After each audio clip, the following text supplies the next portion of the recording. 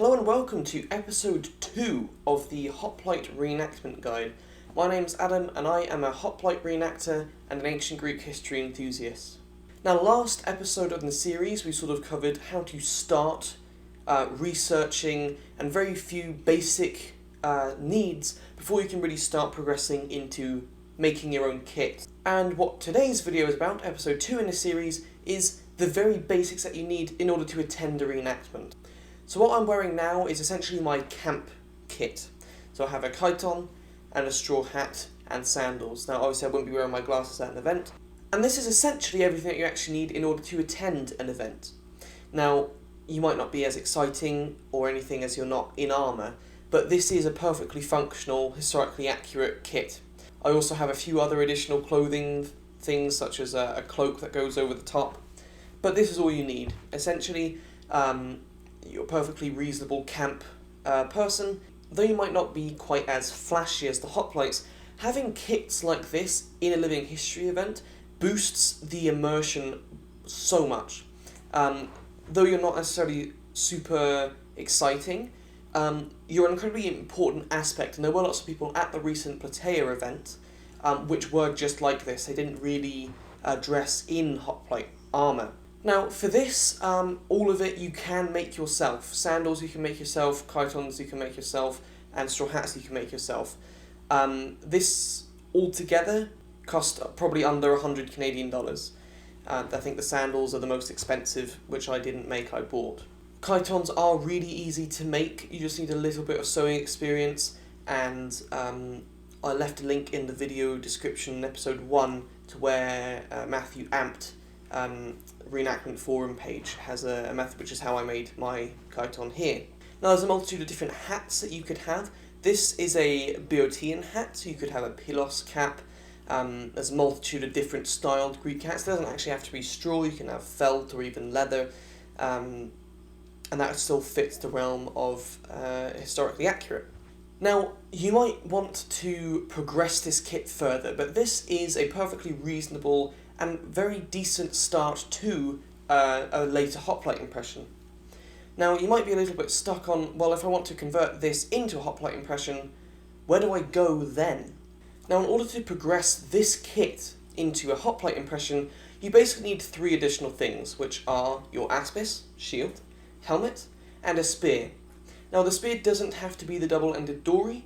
There are quite a lot of evidence for some Hoplites not using the dory and having actually shorter spears than the traditional roughly 8-foot dory spear. It's a basically very simple, minimalistic Hoplite impression, but it's highly likely that many Hoplites were dressed very similar to this. In vase art, they commonly show heroes or the upper class warriors of the ancient Greek world, which of course are heavily armoured. Now, you may also notice that my helmet is painted. I will be doing an additional video to painted armour. And there's also no crest. I personally love a crest. This does have a crest. I've just taken it off for now because it was a transverse crest. I'm going to modify it to make it a front to back. And this is genuinely a really lovely kit to have. It's very simple and it's decently cheap to do. This is how I'd recommend you first start your impression, which is starting with the basics and just slowly upgrading and saving your money for a good helmet that fits you. Now, I know some people are very set on you have to have stuff made of the correct materials, you have to have it raised from 1 sheet of bronze.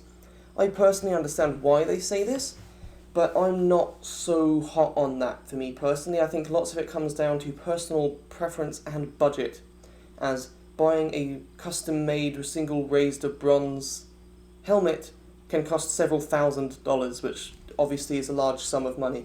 I personally am a massive fan of Daniel Steele crafts or historical recreation art, and that's personally where I've previously got a Corinthian helmet made, and I'm also currently getting a Chalcadian helmet made. They are welded helmets, they were made cheaper, they are made to my size, but overall their appearance is very accurate for how much they are, and they are the best budget helmets, I would say.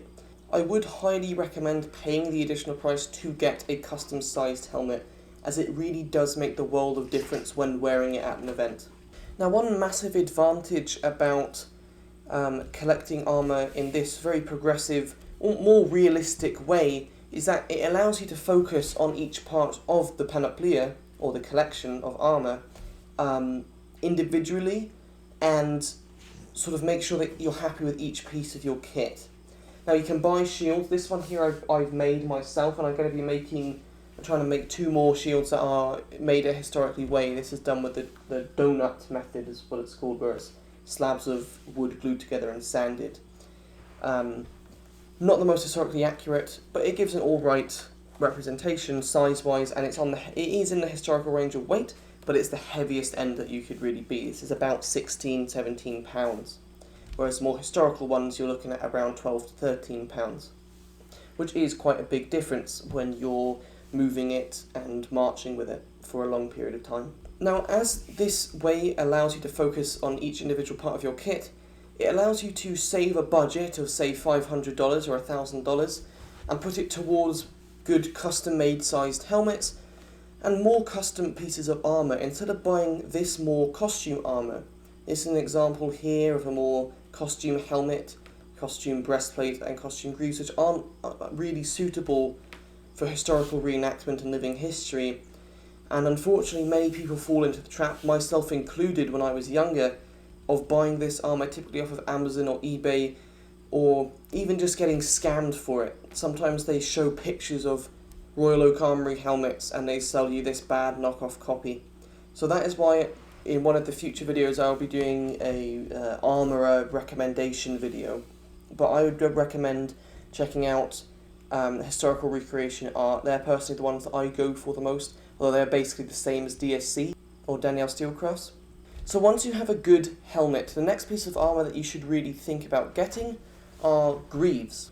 Now, you may think that, well, the breastplate would surely be the next best piece of armour to get, but when we actually look at the historical evidence, it seems that breastplates were the last piece of armour that you'd really choose, which makes sense, because when you're in a phalanx, but you can see that the 2 parts that are exposed are my head and my legs. So logically, the next part that you'd want to protect is the next vulnerable part, your feet. Once you've got greaves, then you can go ham and you can try making your own tube and yoke style armour, or getting sort of more high-end commissioned armours. But instead of trying to match a budget in order to get a whole kit, which unfortunately isn't that great, it's a lot better to have a very light kit, such as the impression I'm demonstrating wearing now, that has decent quality stuff. This helmet is not the best helmet, but it's a good quality and a good representation for a budget impression, and I don't have to spend $4,000 per item on my impression, which obviously mounts up a lot of money. Now, don't get caught up as well on just wearing Corinthian helmets. Though they are personally my favourite helmet, the new helmet that I'm getting commissioned is a Calcadian, which has hinged cheek plates, and trust me, after spending a week marching the battlefields of Greece at Plataea, Corinthian helmets are really not the most practical, unfortunately. The airflow is just not good enough, and you can wear them tipped up, but you don't have to focus on the Corinthian helmets. In fact, I'd actually recommend you not to, as the Corinthians are overrepresented in Greek art, but therefore also in Greek reenactment. Now, obviously, the kit is your own kit, and this is simply just my reenactment guide. Corinthian helmets I love, and it really depends what era of an impression you're going for. For instance, archaic or Greco-Persian wars, Corinthian helmets would fit great.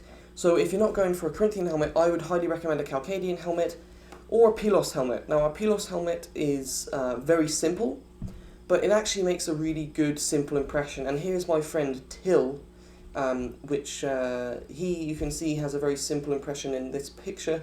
He also has a more complex one with a linothorax, but you can see it looks perfectly good, and I'll leave a link to his website, linothorax.de, down below, so you can go and support him and check him out. So I hope that you can just see how you can start getting a very decent looking impression. You don't need to spend loads of money on really fancy things. Start off basic, and I personally think this kit looks perfectly fine.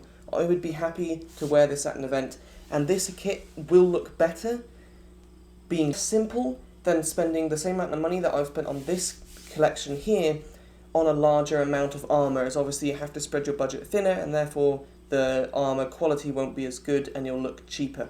I really hope that this has helped you, and the next few episodes will be more in depth. I just wanted to show you guys that this is a very good baseline kit and a very decent quality kit that you can see, and this would perfectly fit into a historical living history event, and it's a decently simple kit to put together.